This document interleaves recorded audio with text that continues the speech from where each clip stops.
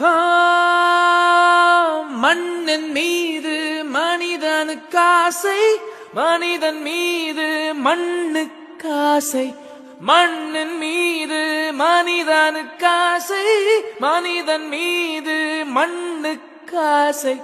மண்தான் கடைசியில் ஜெயிக்கிறது, இதை மனம்தான் உணர மறுக்கிறது.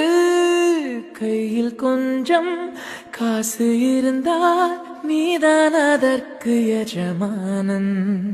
கழுத்து வரைக்கும் காசு இருந்தால் அதுதான் உனக்கு எஜமானன்.